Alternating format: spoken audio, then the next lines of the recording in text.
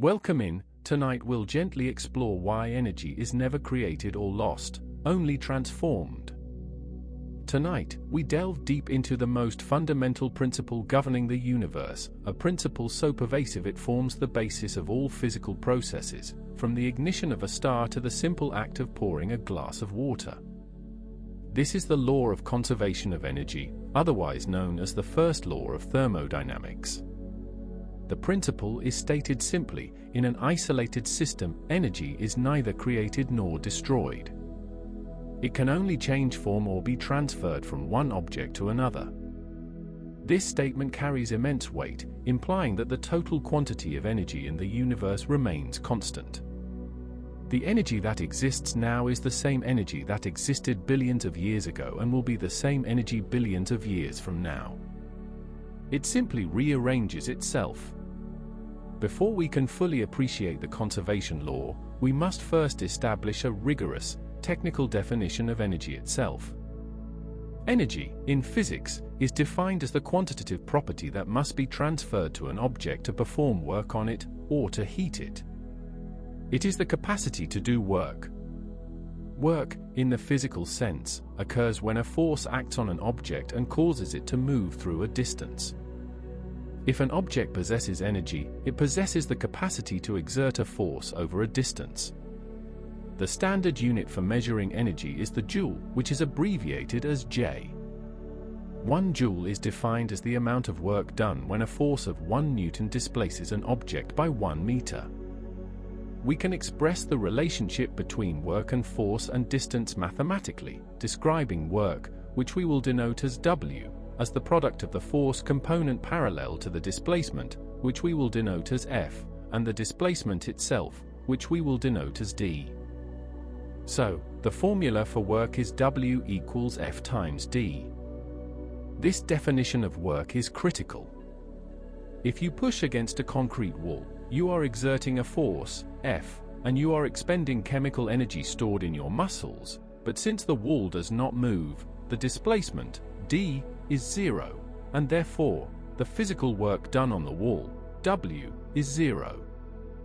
In this scenario, your chemical energy is converted primarily into thermal energy, or heat, within your body, and no transfer of energy to the wall in the form of work has occurred. Let's expand on the concept of force for a moment, as it is intrinsically tied to energy and work. Force is an interaction that, when unopposed, will change the motion of an object. It can be a push or a pull. According to Newton's second law of motion, the net force, F net, acting on an object is equal to the mass of that object, m, multiplied by its acceleration, a. The formula for the net force is F net equals m times a. This means that a force of 1 Newton is the force required to accelerate a 1 kilogram mass by 1 meter per second squared. Since force is measured in newtons, and work is measured in newtons multiplied by meters, which is the joule, we see the clear lineage of the energy concept. Another related concept that often intersects with energy is power. Power is the rate at which work is performed, or the rate at which energy is transferred or converted. Since work is energy transfer, power measures how quickly the energy is moved or transformed. We denote power as P. Power is defined as the amount of work done, W, divided by the time interval, T, in which the work was done. The formula for power is P equals W divided by T. The standard unit for power is the watt, which is abbreviated as W. 1 watt is defined as 1 joule of energy transferred or converted per 1 second of time. A powerful machine is not one that necessarily does a large amount of work overall, but rather one that can do a large amount of work in a very short amount of time.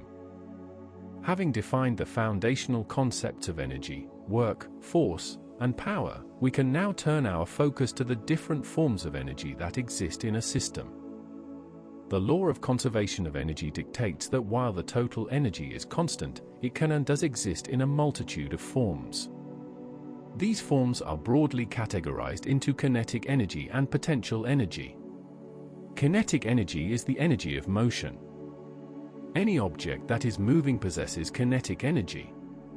The amount of kinetic energy, Ke, an object possesses is dependent on two factors, its mass, m, and its velocity, v. Specifically, kinetic energy is equal to 1/2 of the object's mass multiplied by the square of its velocity. The formula for kinetic energy is Ke equals 1/2 times m times v squared. Notice the crucial dependence on velocity squared. This quadratic relationship means that doubling the velocity of an object quadruples its kinetic energy. This is why a small increase in speed of a vehicle leads to a disproportionately large increase in the energy that must be dissipated to bring it to a stop. Potential energy is the stored energy of position or condition. It is energy that has the potential to be converted into kinetic energy or another form of energy. There are several forms of potential energy, each defined by the force field or condition in which the energy is stored. The most common form is gravitational potential energy, which we denote as GPE. This is the energy stored in an object due to its vertical position or height, h, within a gravitational field, near a mass such as the Earth. Gravitational potential energy is equal to the mass of the object, m, multiplied by the acceleration due to gravity, g, and multiplied by the height, h, relative to a chosen zero reference point. The formula for gravitational potential energy is GPE equals m times g times h. The acceleration due to gravity on the surface of the Earth, g, is approximately 9.8 meters per second squared. This is a crucial constant when calculating the energy conversions involving height. For example, a roller coaster cart at the top of a hill possesses maximum gravitational potential energy relative to the bottom of the hill. As the cart descends, this potential energy is converted into kinetic energy, causing the cart to accelerate. Assuming a frictionless system, the kinetic energy at the bottom will be exactly equal to the potential energy at the top, which is a pure demonstration of the conservation of energy. Another important form of potential energy is elastic potential energy. This is the energy stored in a stretched or compressed elastic object, such as a spring or a rubber band. This energy, Pe elastic, is defined by the spring constant, K, which measures the stiffness of the spring, and the distance, x, the spring is stretched or compressed from its equilibrium position. Elastic potential energy is equal to 1/2 of the spring constant multiplied by the distance squared. The formula for elastic potential energy is Pe elastic equals 1/2 times K times x squared. The spring constant, K, has units of newtons per meter. A higher spring constant indicates a stiffer spring that stores more energy for the same displacement, x. Beyond these mechanical forms, energy manifests in several non-mechanical forms that are equally subject to the conservation law. Thermal energy, often casually referred to as heat, is the internal energy of a system, which is the total energy associated with the random, disordered motion of the microscopic particles, atoms and molecules, that make up the object. The temperature of an object is a measure of the average kinetic energy of its constituent particles. The transfer of thermal energy between objects due to a temperature difference is what we specifically call heat. The total thermal energy content is conserved and is often the final, less useful form into which all other energy forms are eventually converted, a concept tied to the second law of thermodynamics, which we will briefly mention later. Chemical energy is the potential energy stored in the bonds of chemical compounds. It is released when those compounds undergo a chemical reaction, such as combustion or metabolism. For example, the food we eat contains chemical energy in the molecular bonds of carbohydrates, proteins, and fats. When we digest this food, these bonds are broken, and the stored potential energy is converted into thermal energy to maintain body temperature and kinetic energy to power muscle movement. In the conservation framework, the energy stored in the chemical bonds is perfectly balanced by the energy released as heat and work. Electromagnetic energy is the energy associated with electric and magnetic fields. This includes the energy carried by light, radio waves, microwaves, X-rays, and all other forms of electromagnetic radiation. The energy carried by a photon, E, which is the quantum of light, is related to its frequency, f, by a constant known as Planck's constant, h. The formula for the energy of a photon is E equals h times f. This energy, which travels through space at the speed of light, is a key example of energy transfer and transformation. Solar panels, for instance, capture electromagnetic energy and convert it into electrical energy. Nuclear energy is the potential energy stored in the nucleus of an atom.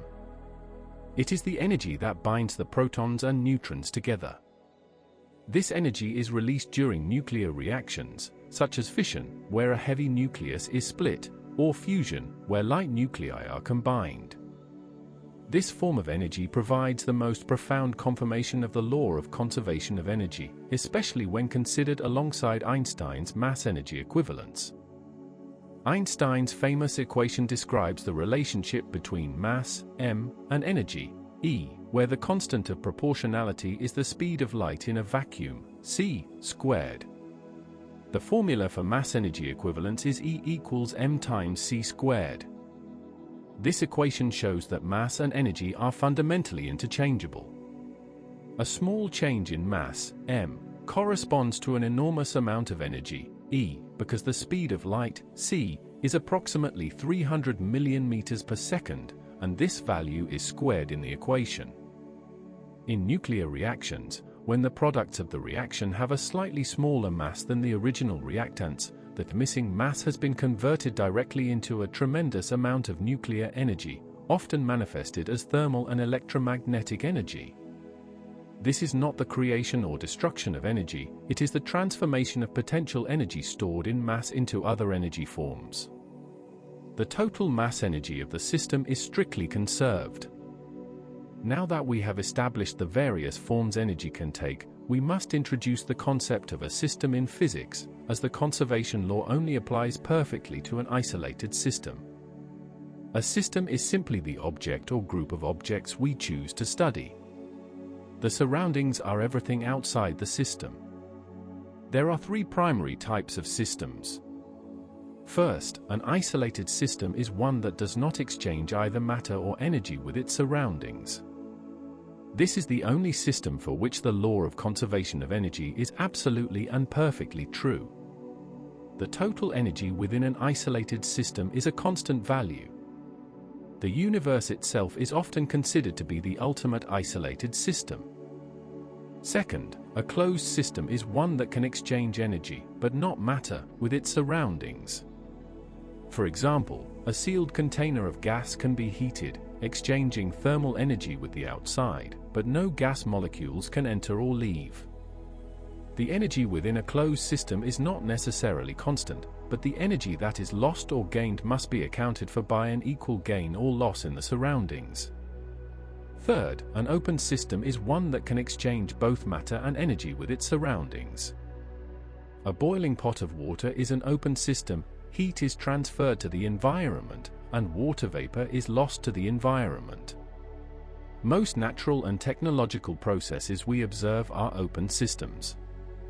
When we state the law of conservation of energy for an open or closed system, we must be careful to account for all energy transfers to or from the surroundings. Let us return to the isolated system and the strict conservation of energy through energy transformation and energy transfer. Energy transformation is the process where energy changes from one form to another within the system. Consider a simple flashlight. The process of turning on a flashlight involves a chain of energy transformations. The chemical energy stored in the battery is transformed into electrical energy as electrons flow through the circuit. The electrical energy reaches the bulb filament. The filament's resistance converts the electrical energy primarily into thermal energy, causing the filament to heat up. The extremely hot filament then radiates electromagnetic energy, or light, which is what we see. In this transformation chain, at every step, the total energy remains the same. If we could perfectly measure the chemical energy consumed, it would exactly equal the sum of the light energy emitted plus the heat energy produced. Importantly, no energy is destroyed, it is merely converted into a form that may not be the one we intended, such as the waste heat. The concept of waste energy is crucial here. While energy is conserved, its usefulness is not. The conversion from chemical to electrical to light energy in the flashlight is not 100% efficient. A significant portion of the input chemical energy is transformed into thermal energy. While the thermal energy is still energy and is conserved according to the first law of thermodynamics, it is dispersed into the environment and cannot be easily used to power the light bulb again. This degradation of the quality of energy is the subject of the second law of thermodynamics, which introduces the concept of entropy, the measure of disorder or randomness in a system.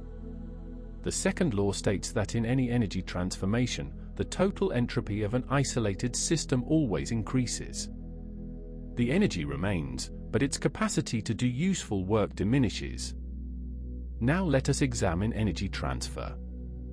This is the movement of energy from one object or location to another, while the form of energy remains the same.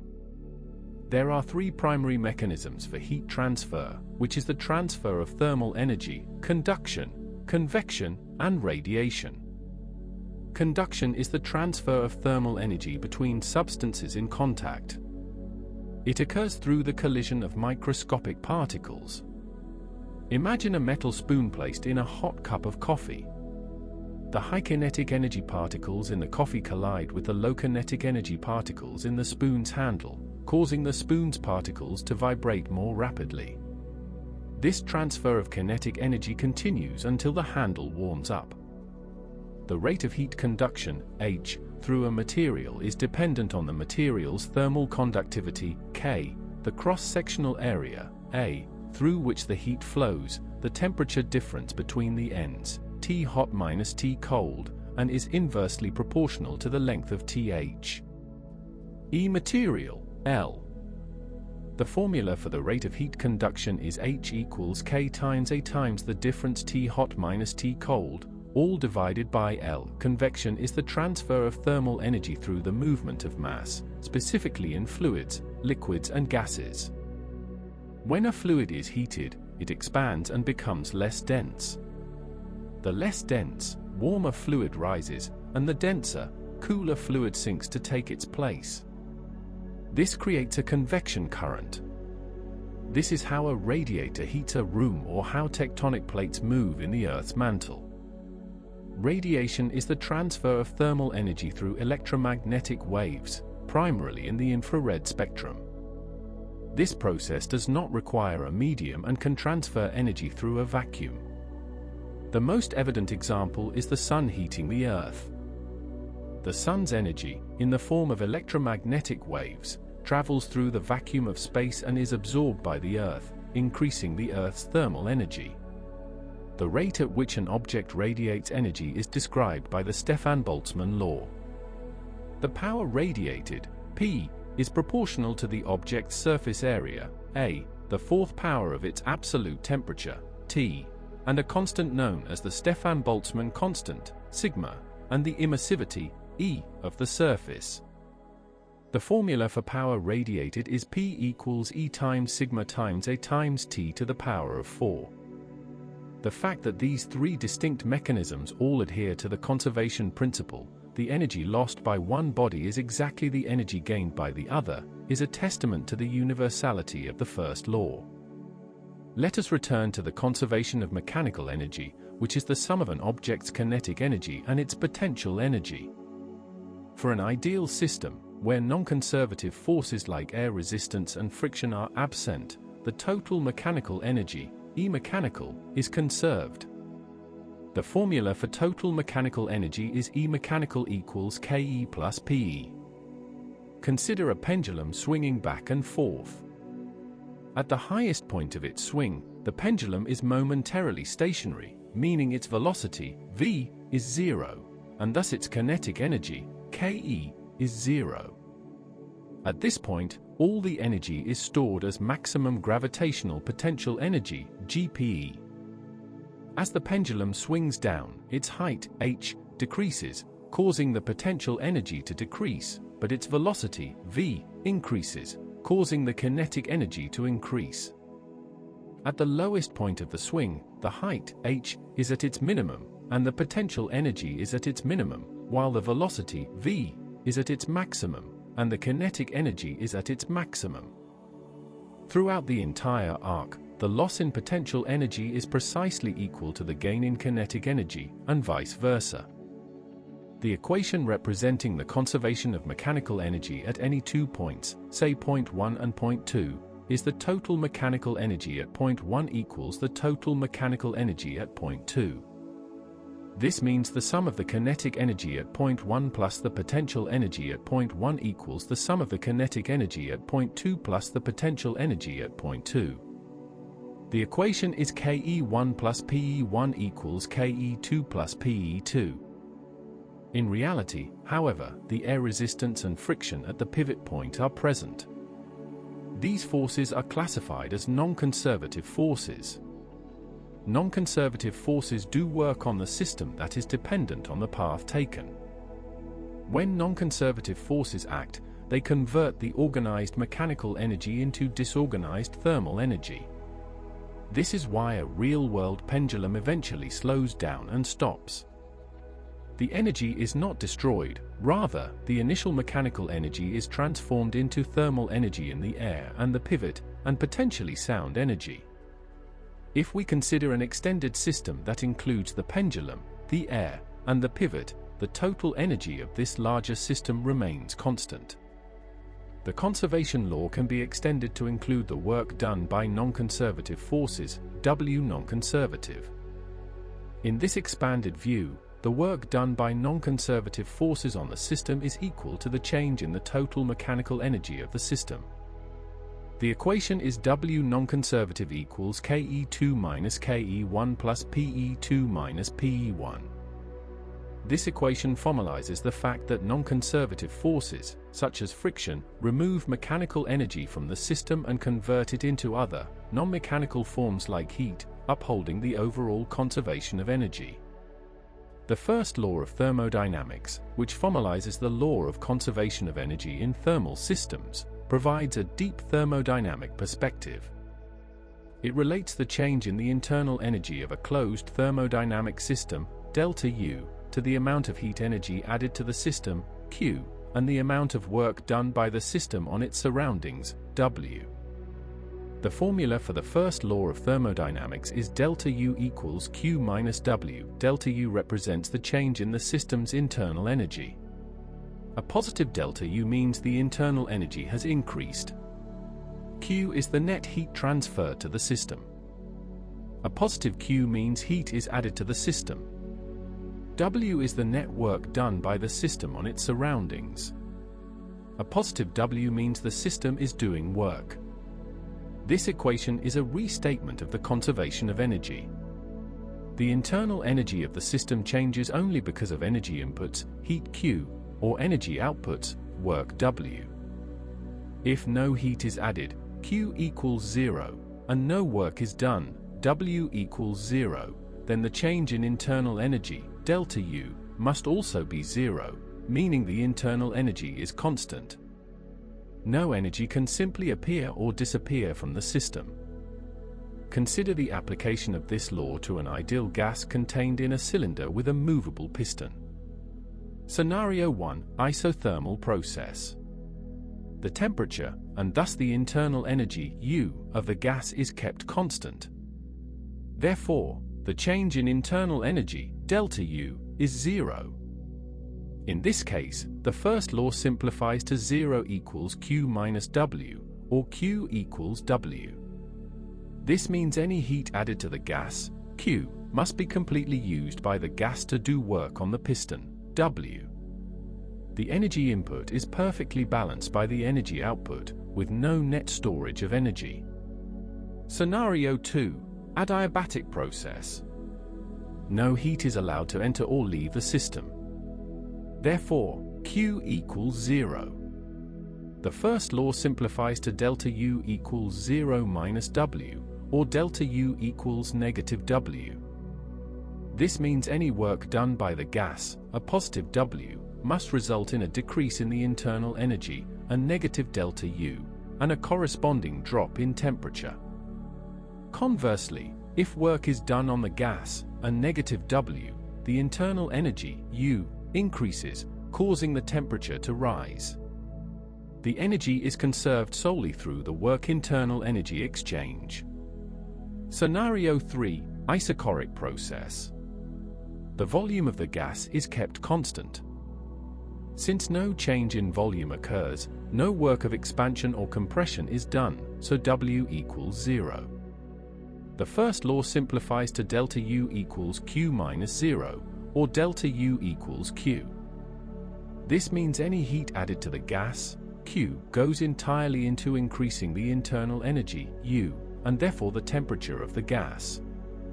The robustness of the first law of thermodynamics across these different, controlled scenarios is one of the strongest experimental confirmations of the law of conservation of energy.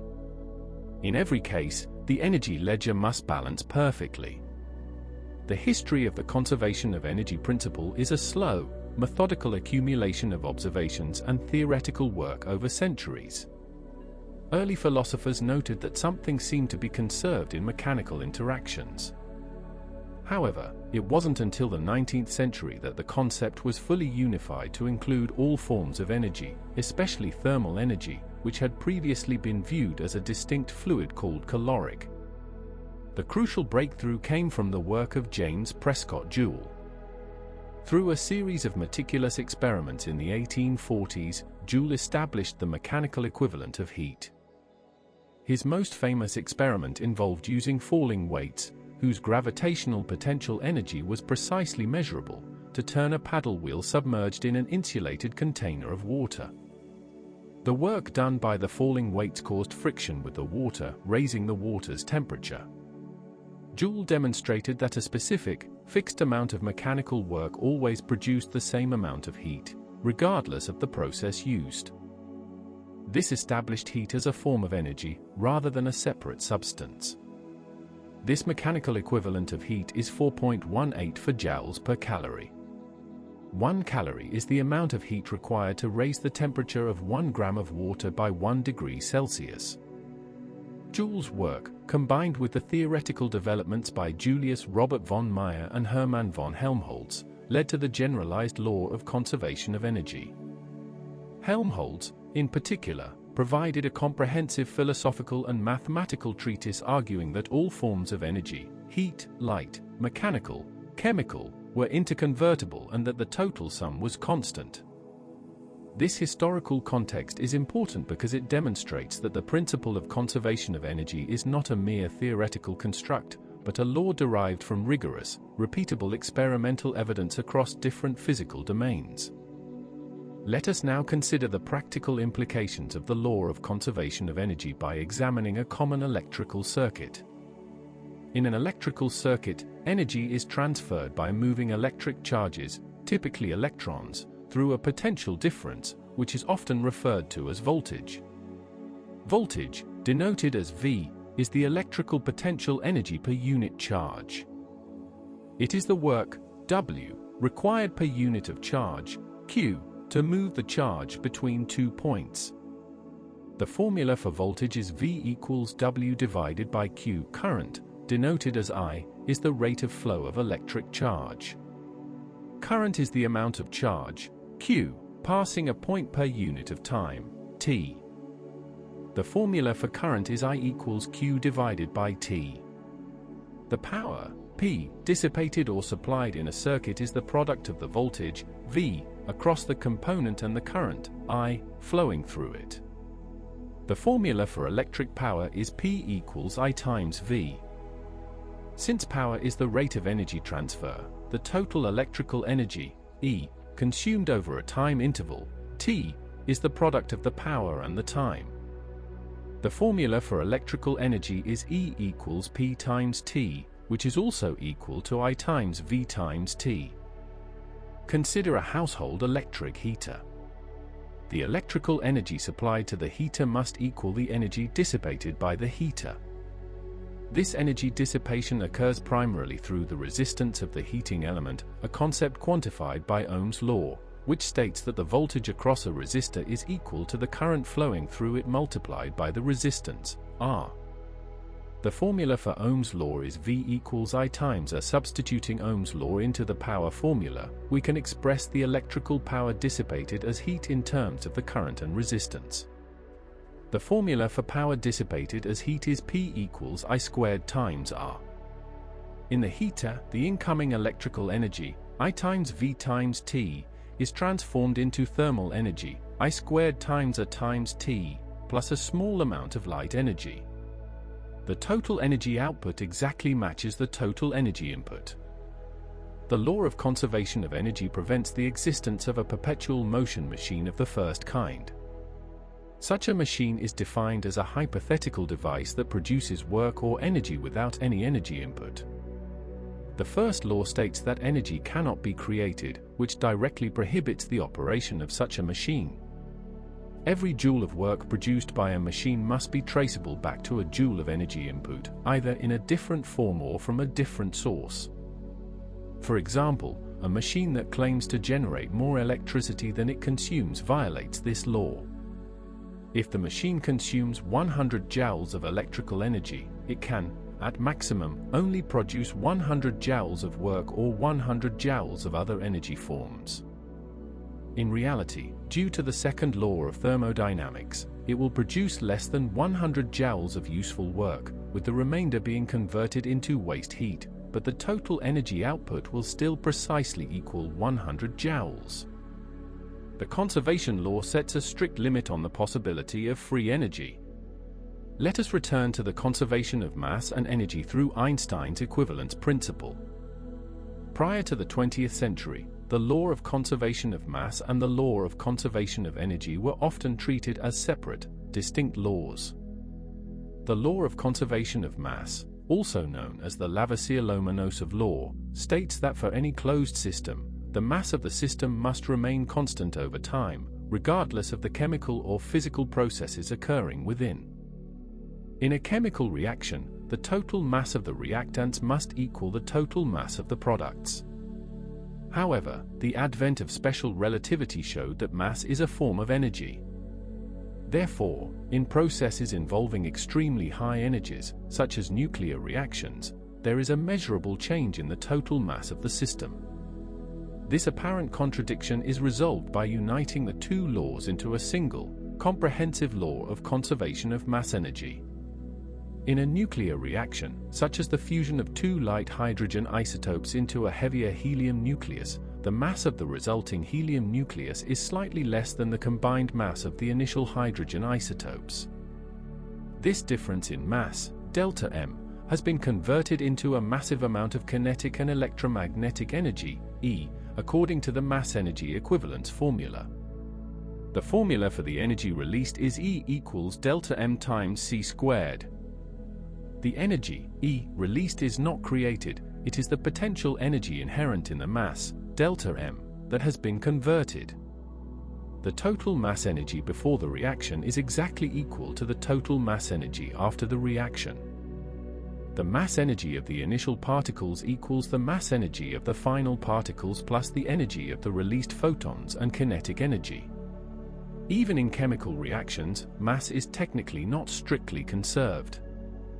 When a chemical bond is broken or formed, a small amount of energy, on the order of an electron volt per molecule, is exchanged. This energy exchange corresponds to an extremely tiny change in mass, delta M, but this change is so infinitesimal that it is utterly undetectable by modern laboratory equipment. For example, the combustion of 1 kilogram of coal, which releases about 30 million joules of energy, corresponds to a mass decrease of only about 0.33 nanograms. For all practical purposes in chemistry, the classical law of conservation of mass is still upheld, but in the context of fundamental physics, the conservation of mass energy is the more accurate, fundamental principle. Let us explore another detailed application of the law of conservation of energy, the physics of a simple hydraulic dam and hydroelectric power generation. This is a massive, real-world example of controlled energy transformation. The starting point is the massive amount of gravitational potential energy, GPE, stored in the water held back by the dam at a great height, h, above the turbines. As the sluice gates are opened, the water is channeled downward through a pipe called the penstock. During this controlled fall, the water's potential energy, GPE, is transformed into kinetic energy, KE, in the rapidly moving water stream. The fast-moving water then hits the blades of a turbine. The kinetic energy of the water is transferred to the turbine blades, doing work on them and causing the turbine rotor to spin. The rotational kinetic energy of the turbine is an intermediary mechanical energy form. The turbine is connected by a shaft to an electric generator. The generator is the device where the mechanical energy of the spinning rotor is transformed into electrical energy. This transformation is achieved through the principle of electromagnetic induction, where the rotation of conductors within a magnetic field induces an electric current and voltage. The final output is electrical energy, which is then transmitted through the power grid. According to the law of conservation of energy, the total gravitational potential energy of the water at the top of the dam must equal the total energy outputs. GPE initial equals electrical energy final plus heat energy losses plus sound energy losses. In a real-world dam, the energy transformation is never 100% efficient. There are energy losses at every stage. Friction between the water and the penstock walls converts some kinetic energy into thermal energy. Friction in the turbine bearings and air resistance converts some rotational kinetic energy into thermal energy. The generator itself generates heat due to the electrical resistance of the windings and magnetic losses. The efficiency, eta, of the entire process is defined as the ratio of the useful energy output, which is the electrical energy, to the total energy input, which is the gravitational potential energy. The formula for efficiency is eta equals electrical energy output divided by GPE input. A high-efficiency hydroelectric plant can achieve an efficiency of over 90%. This high number means that over 90% of the initial potential energy is successfully converted into useful electrical energy. The remaining less than 10% is not destroyed, it is converted into less useful forms, primarily low-grade thermal energy dispersed into the environment. This constant energy balance is the core principle of engineering all power generation systems. The conservation law dictates that we can never get more energy out than the energy we put in. We can apply the concept of energy conservation to simpler, everyday systems, such as a falling object. Consider an object of mass, m, dropped from a height, h. We will ignore air resistance for simplicity. At the moment the object is released, its initial velocity is 0, so its initial kinetic energy, Ke1, is 0. All of its mechanical energy is in the form of gravitational potential energy, GPE1. The equation for the total energy at the start is E1 equals GPE1 equals m times g times h. Just before the object hits the ground, the height, h, is 0, so the final gravitational potential energy, GPE2, is 0. All of its mechanical energy is now in the form of kinetic energy, Ke2. The equation for the total energy at the end is E2 equals Ke2 equals 1/2 times m times v squared. Applying the law of conservation of mechanical energy, E1 equals E2. Therefore, m times g times h equals 1/2 times m times v squared. Notice that the mass, m, cancels out from both sides of the equation. This is why all objects, regardless of their mass, fall at the same rate in a vacuum, a conclusion that is directly derived from the conservation of energy. We can solve this equation for the final velocity, v, the object achieves just before impact. v squared equals 2 times g times h. The final velocity is the square root of 2 times g times h. This is a specific demonstration of the conversion of potential energy into kinetic energy, where the initial energy input, potential, is precisely accounted for in the final energy output, kinetic. In a real-world scenario with air resistance, the air resistance force would do negative work on the object, reducing its final kinetic energy and converting the lost energy into thermal energy in the air. The total energy remains constant, but the kinetic energy is less than predicted by the ideal, frictionless model. The law of conservation of energy is also profoundly relevant in the realm of planetary motion and orbital dynamics. Consider the Earth orbiting the Sun. The total mechanical energy of the Earth-Sun system is conserved. This total energy is the sum of the Earth's kinetic energy due to its orbital velocity and the gravitational potential energy of the Earth-Sun pair. The gravitational potential energy, GPE orbit, in this context, is described by a more complex formula than the one near the Earth's surface. The formula for gravitational potential energy between two masses, m1 and m2, separated by a distance, r, is GPE orbit equals negative g times m1 times m2 divided by r. Here, g is the universal gravitational constant. The negative sign is a convention indicating that the force is attractive and that the potential energy increases as the distance, r, increases. The total energy of the Earth, E total, is the sum of the kinetic energy, Ke, and the orbital potential energy, GPE orbit. The equation is E total equals Ke plus GPE orbit. The Earth's orbit is an ellipse, meaning the distance, r, between the Earth and the Sun is not constant. At the perihelion, the point in the orbit closest to the Sun, r is at its minimum. Since r is in the denominator of the potential energy formula, the GPE orbit is at its most negative value, which is its minimum value. Because the total energy, E total, must be conserved, the kinetic energy, Ke, must be at its maximum, meaning the Earth moves fastest at perihelion. At the aphelion, the point in the orbit farthest from the Sun, r is at its maximum. The GPE orbit is at its maximum value. To conserve the total energy, the kinetic energy, Ke, must be at its minimum, meaning the Earth moves slowest at aphelion. The conservation of energy in orbital mechanics is therefore directly responsible for the varying speed of planets throughout their orbits. The conversion between gravitational potential energy and kinetic energy perfectly balances to ensure the total energy remains constant. This fundamental principle extends even to the study of the structure of matter at the atomic level. In the Bohr model of the hydrogen atom, the electron is considered to be in a fixed orbit around the nucleus. The total energy of the electron in a given orbit, E total, is the sum of its kinetic energy, Ke, due to its motion and its electrical potential energy, Pe electric, due to its position in the electric field of the proton nucleus. In a stable, non-radiating orbit, the total energy of the electron is constant.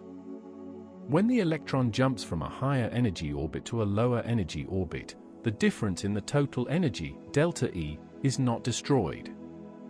Instead, it is released as a quantum of electromagnetic energy, a photon, whose energy is precisely equal to delta E. The equation for the energy of the emitted photon, E photon, is E photon equals E higher minus E lower.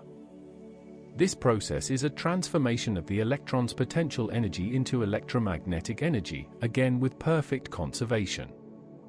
The discrete energy levels of the atom and the characteristic spectra of light emitted by elements are thus a direct consequence of the conservation of energy applied to quantum mechanics.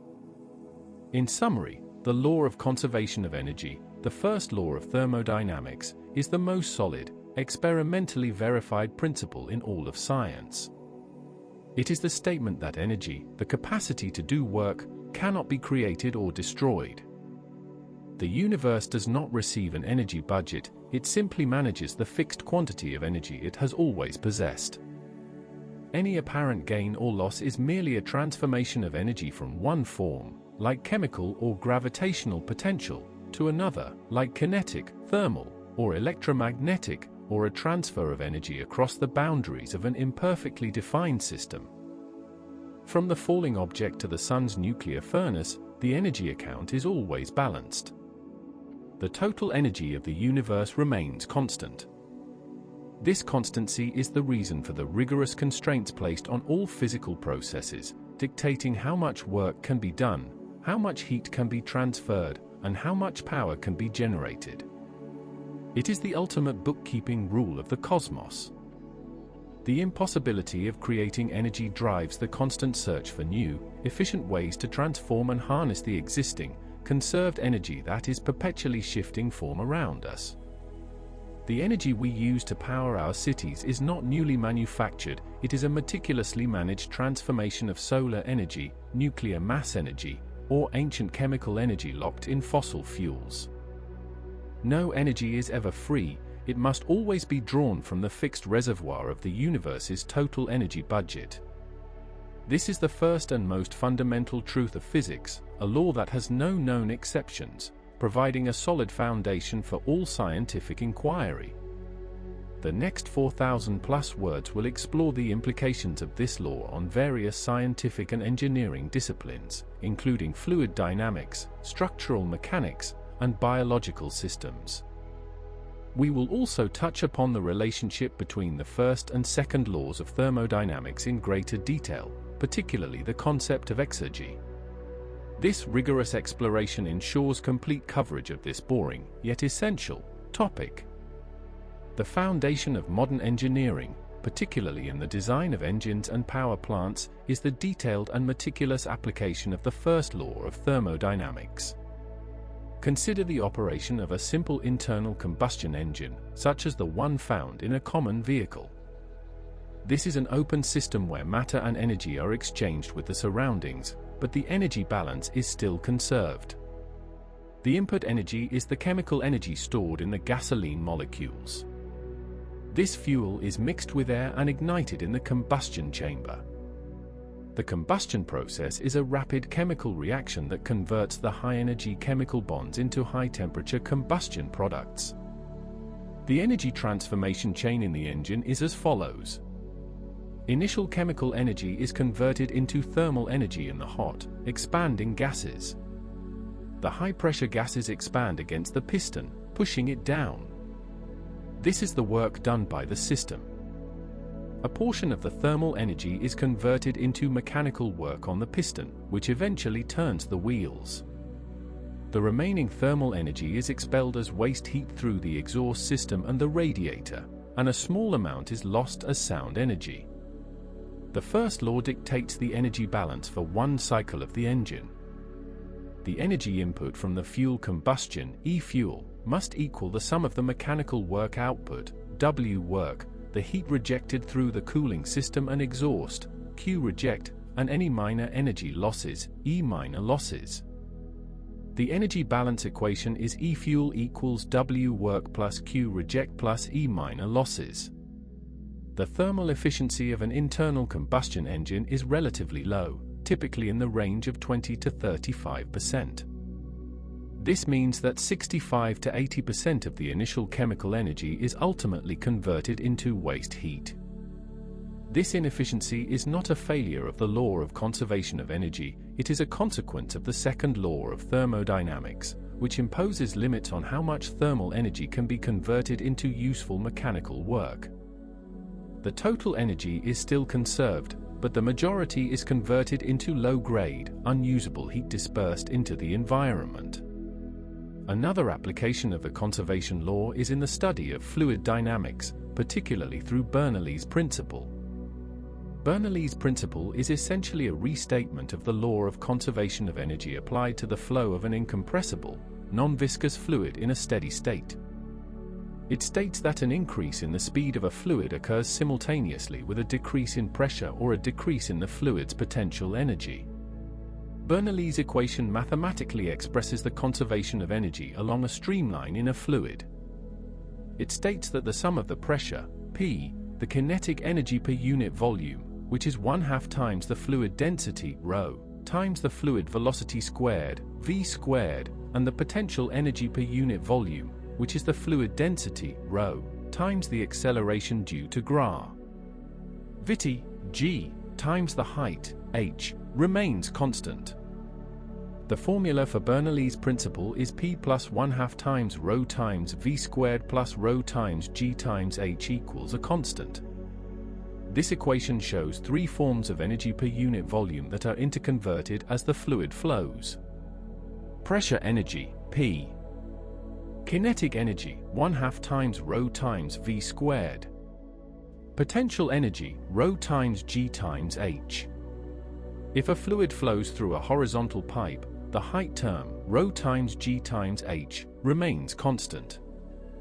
Therefore, a change in the pipe's cross-sectional area will cause a change in the velocity, v, due to the continuity equation, which also implies conservation of mass flow. If the pipe narrows, the velocity, v, must increase. Since the term 1/2 times ρ times V squared increases, the pressure, P, must decrease to maintain the constant total energy. The increase in kinetic energy is compensated for by a decrease in pressure energy. This phenomenon is responsible for the lift generated by an airplane wing and the operation of a carburetor. The law of conservation of energy is also the bedrock of structural mechanics. In the analysis of static and dynamic structures, the principle of virtual work and the concept of strain energy are used extensively. When a force is applied to a solid object, such as a metal beam, the object deforms. The work done by the external forces on the object is not destroyed. Instead, it is stored internally within the material as strain energy, U. Strain energy is a form of elastic potential energy stored in the material due to the distortion of its molecular structure. For a simple linearly elastic material, the strain energy, U, stored under an applied force, F, causing a displacement, x, is equal to the work done, which is 1/2 times the force, F, times the displacement, x. The formula for strain energy is U equals 1/2 times F times x. The conservation of energy in structural mechanics is expressed by the principle of work energy, which states that the work done by all external forces acting on a body is equal to the change in the body's total energy. For a conservative system, the work done by external forces is transformed entirely into strain energy and kinetic energy. Work external equals change in strain energy plus change in kinetic energy. If the structure is static, the change in kinetic energy is zero, and the external work is entirely converted into strain energy. When the external force is removed, the stored strain energy is released, and the material returns to its original shape, doing work on the surroundings in the process. This perfectly reversible energy storage and release is a key requirement for any ideal elastic material.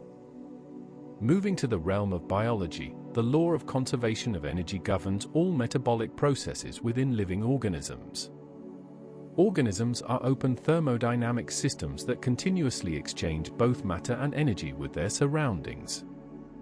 The ultimate source of energy for almost all life on Earth is the sun. Plants, algae, and some bacteria capture electromagnetic energy from the sun through the process of photosynthesis.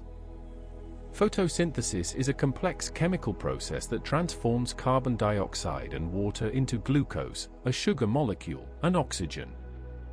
In this process, the electromagnetic energy is not destroyed, it is transformed and stored in the chemical energy bonds of the glucose molecule.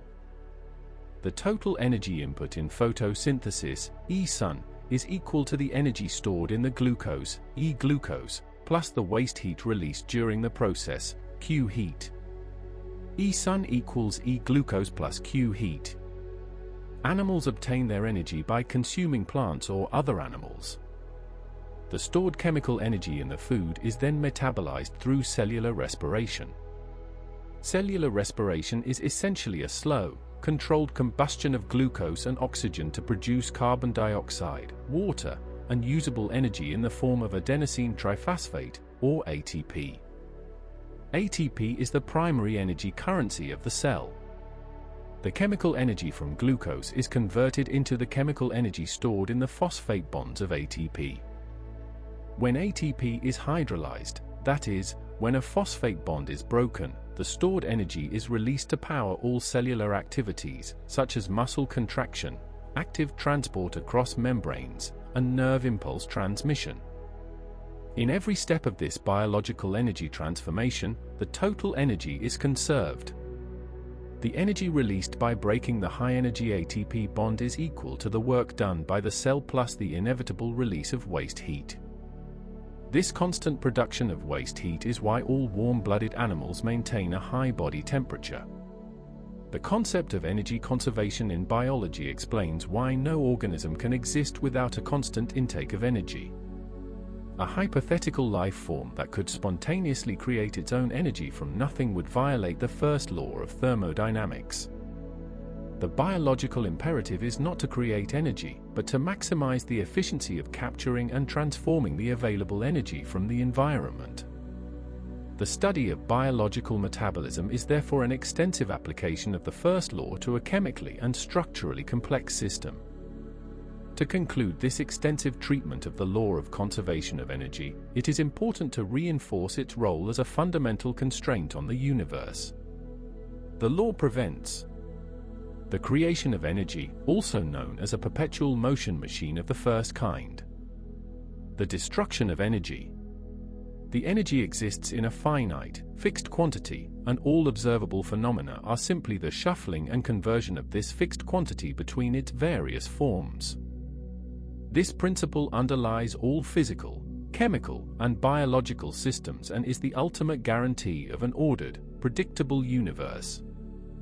Every equation, from the simple kinetic energy formula to the complex Navier-Stokes equations for fluid flow, implicitly or explicitly contains the requirement that energy must be accounted for at all times. The rigorous adherence to this law allows engineers to design safe, predictable machines and allows scientists to model and understand the most complex phenomena, from quantum interactions to cosmology. The energy is never lost, it simply changes its address and appearance. The next section will transition into how the law of conservation of energy interacts with the concept of exergy, or available work, which is governed by the second law of thermodynamics, to give a complete picture of energy usage and loss in the universe. This will connect the concepts of conservation and efficiency in a unified thermodynamic framework.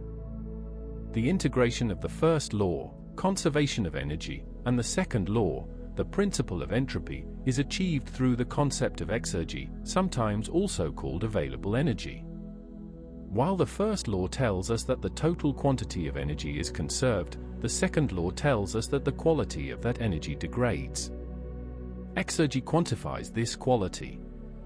Exergy is defined as the maximum useful work potential of a given amount of energy in relation to a specific reference state, often called the dead state or the ambient environment.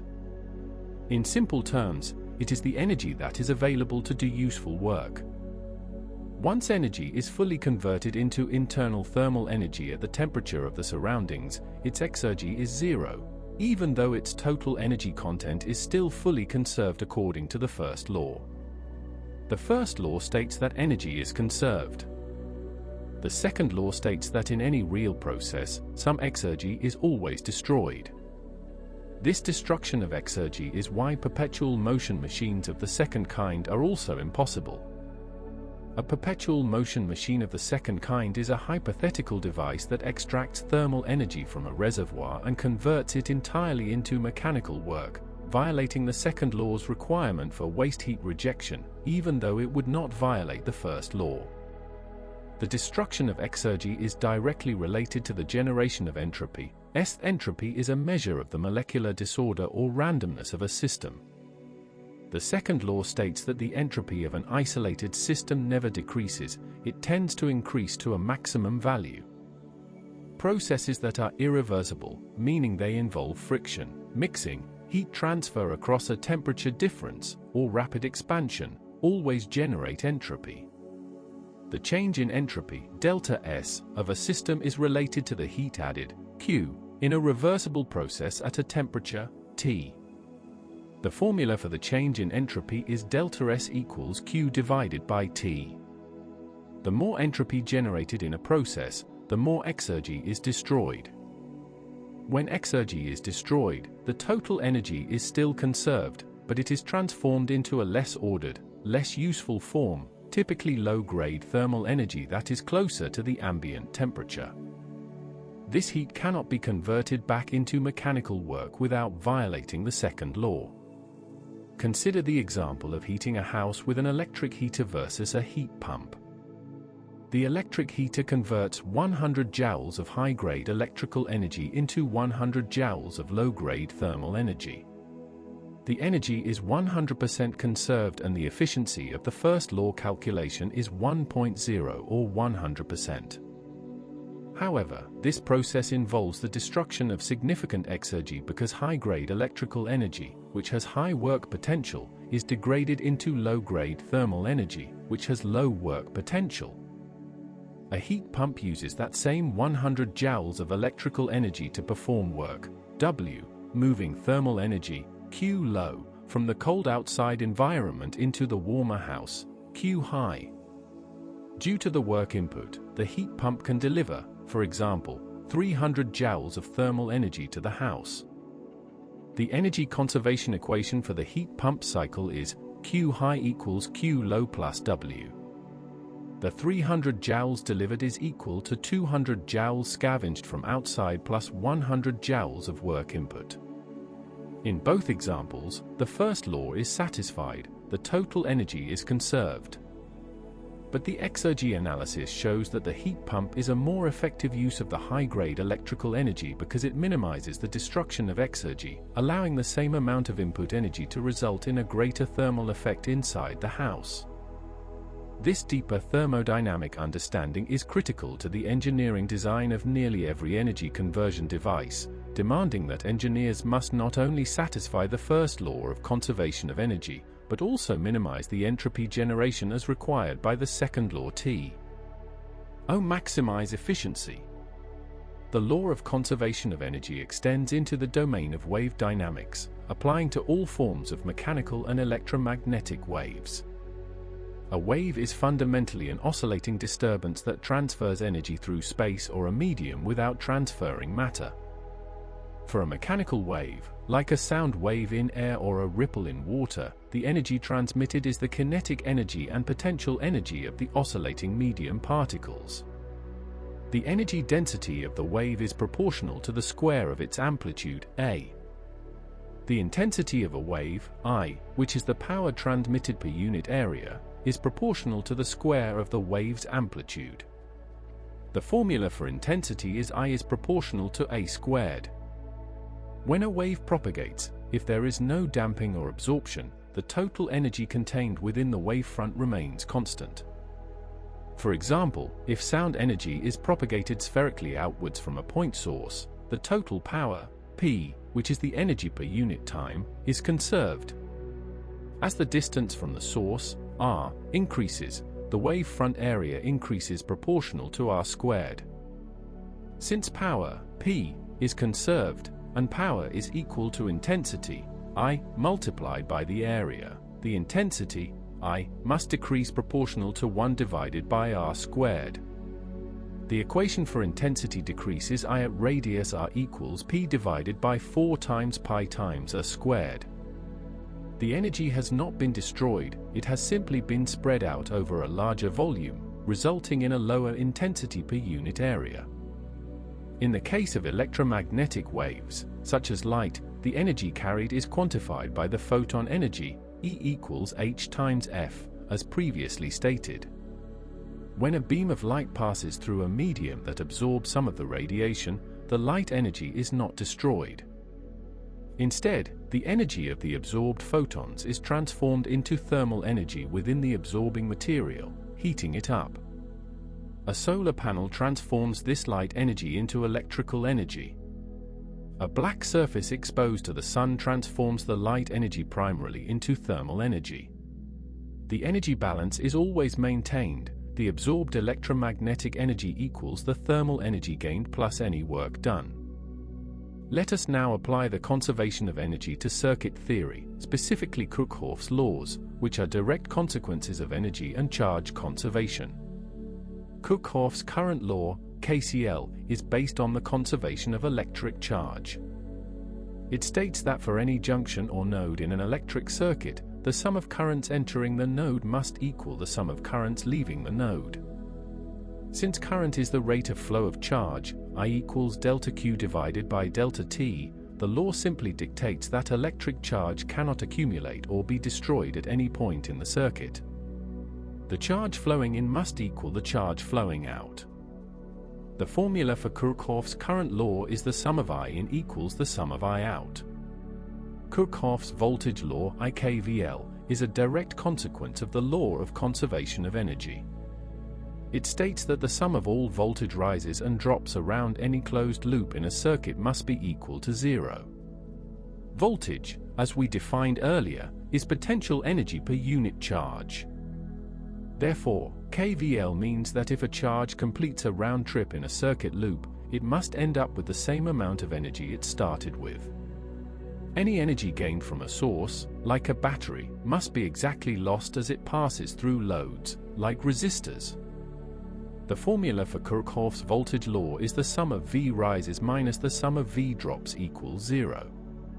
The voltage rise from a battery represents the transformation of chemical energy into electrical potential energy. The voltage drops across resistors or light bulbs represent the conversion of that electrical potential energy into thermal energy and light energy. The energy gained by the charges from the source is precisely balanced by the energy dissipated by the loads, upholding the first law of thermodynamics in the electrical domain. Expanding further into quantum mechanics, the law of conservation of energy is a deep, fundamental requirement rooted in the symmetries of space and time. This connection is formalized by Noether's theorem. Noether's theorem, developed by mathematician Emmy Noether, establishes a deep link between conservation laws and the continuous symmetries of a physical system. Specifically, Noether's theorem states that if the laws of physics are invariant under a time translation, then energy is conserved. If the laws of physics are invariant under a spatial translation, then linear momentum is conserved. If the laws of physics are invariant under a spatial rotation, then angular momentum is conserved. The invariance under a time translation means that the outcome of an experiment today will be the same as the outcome of the exact same experiment tomorrow, assuming the physical conditions are identical. If the laws of physics were to change over time, the system would not be time translation invariant, and energy would not be conserved. For example, if gravity suddenly became stronger tomorrow, the energy of a pendulum swinging in the present might not be conserved across the time boundary of the change.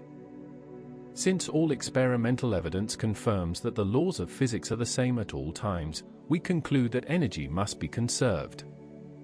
This connection elevates the law of conservation of energy from a mere observation of energy bookkeeping to a statement about the fundamental, underlying symmetry of the universe with respect to time.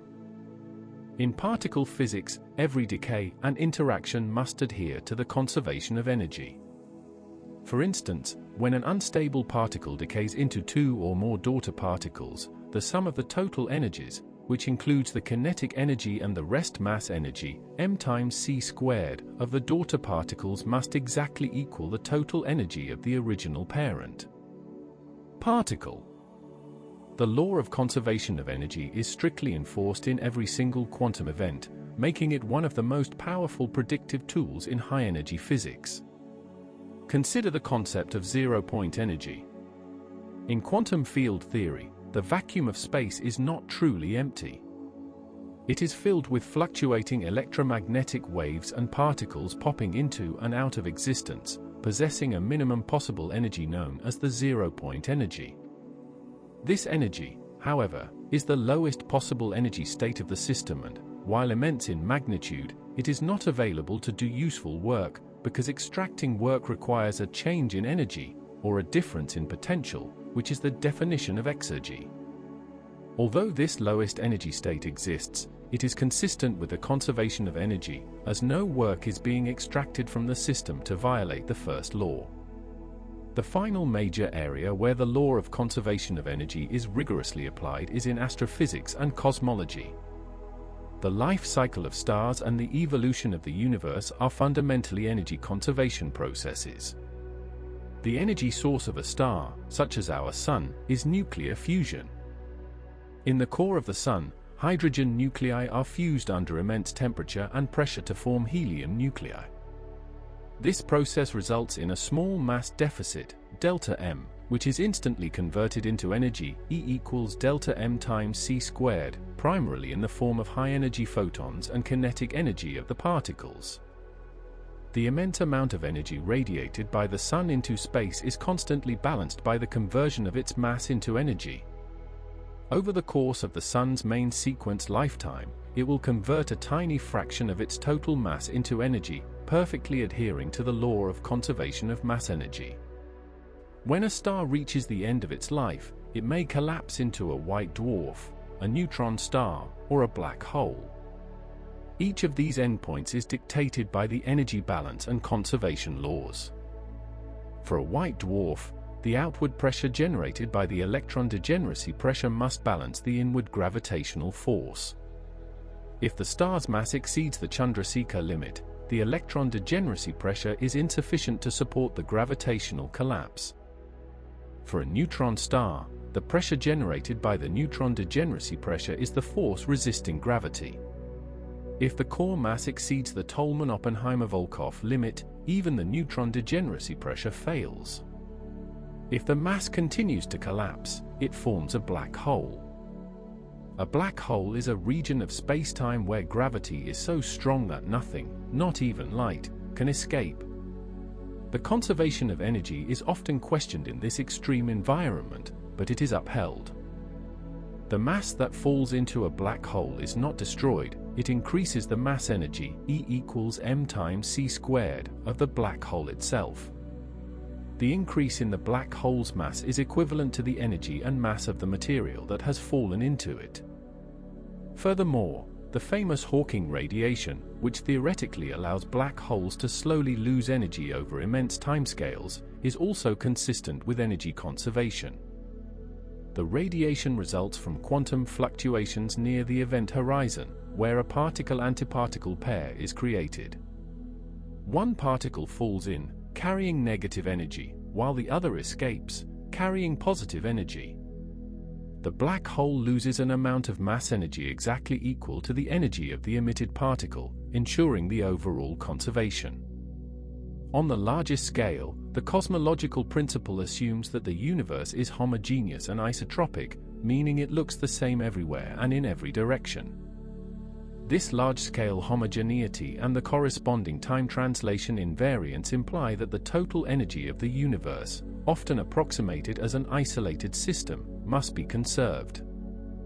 However, in the expanding universe, the concept of globally conserved energy becomes more complex due to the general theory of relativity. As the universe expands, the wavelengths of photons stretch, causing them to lose energy through a process known as cosmological redshift.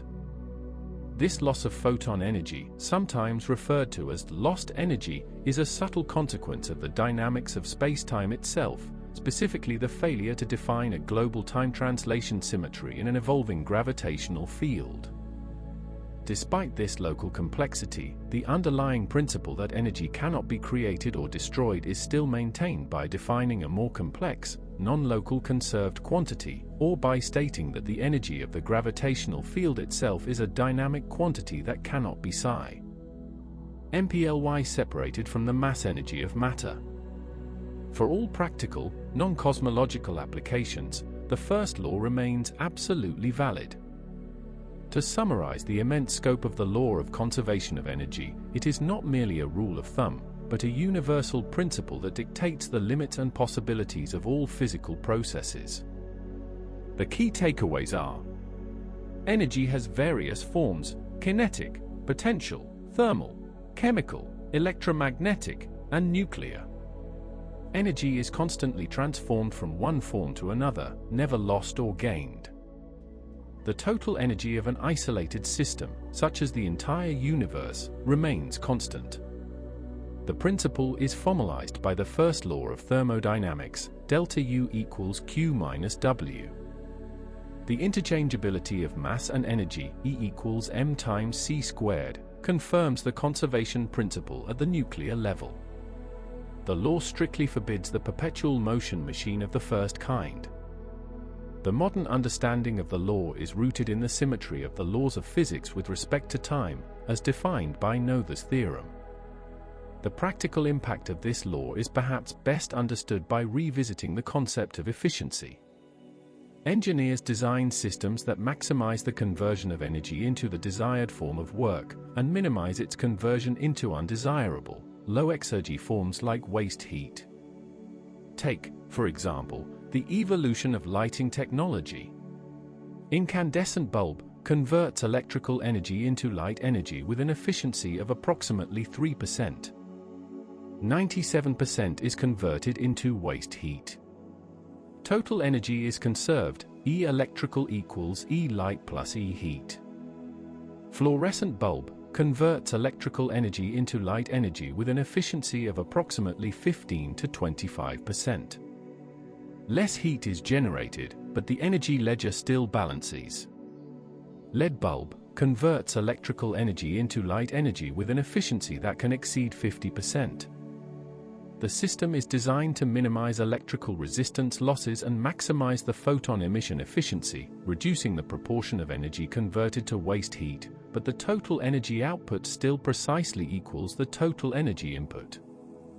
In all cases, the first law holds. The technological advancement is not the creation of new energy, but the optimization of energy transformation pathways to minimize the destruction of exergy, thereby increasing the efficiency and usefulness of the conserved energy. The final implication of the law of conservation of energy is existential. If energy cannot be created, then the question of the origin of the universe's energy must be considered.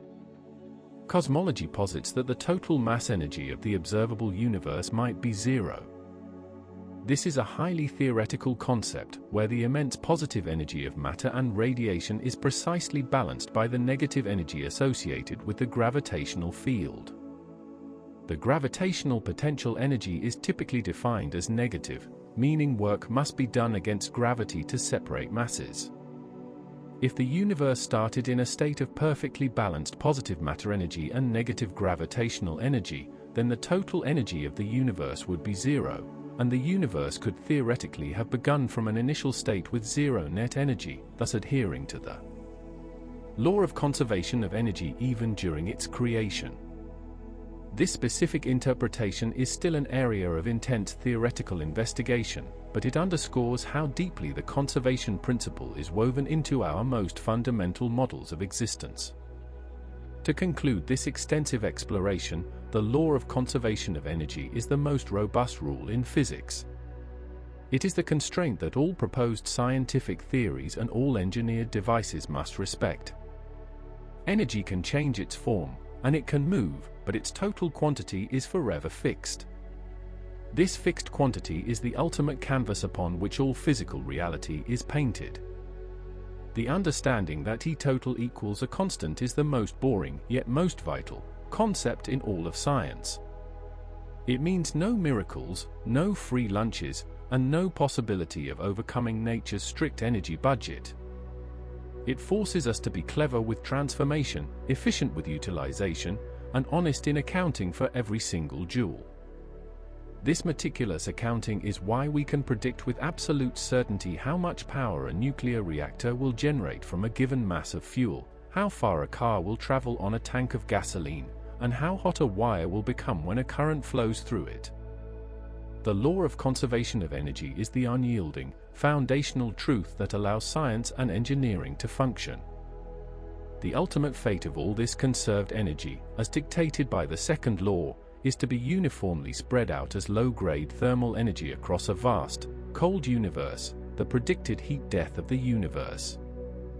At that point, the energy will still be conserved, but all exergy will be destroyed, and no further work, no further transformation, and thus no further meaningful physical or biological processes can occur.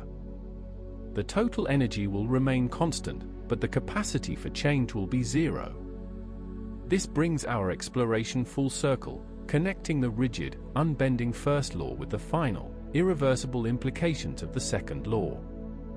We have traversed the breadth of physics, from the simple mechanics of falling objects to the complex thermodynamics of stellar collapse, all guided by one unassailable truth: the total energy of an isolated system is constant. The law of conservation of energy dictates that energy is neither created nor destroyed. It merely changes its appearance, perpetually shuffling between its many forms: kinetic energy, potential energy, thermal energy, and the latent potential energy stored in mass.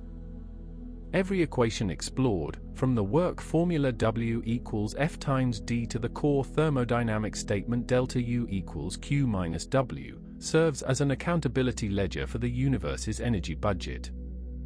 The most profound restatement of this conservation principle is Einstein's mass-energy equivalence, E equals m times c squared, which reveals that even mass is an enormous, concentrated form of potential energy, perfectly conserved when transformed into kinetic energy or photons.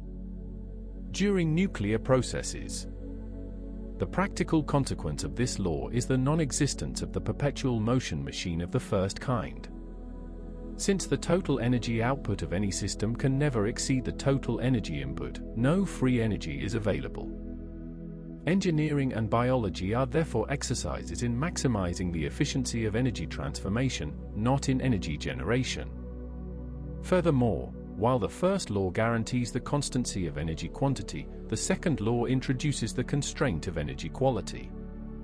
Every irreversible process, involving friction or heat transfer across a temperature gradient, converts useful energy, or exergy, into low-grade waste heat, increasing the system's entropy.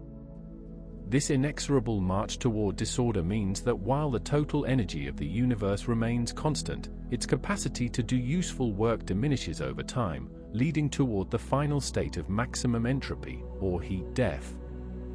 The understanding of why energy cannot be created or destroyed is not a detail of physics, it is the fundamental framework of reality. It sets the immutable boundaries for what is physically possible, guaranteeing the stability and predictability of the cosmos at every scale, from the subatomic particle interactions governed by Noether's theorem to the rotational speeds of planets in orbit. The energy is fixed. The transformations are endless. The accounting is perfect.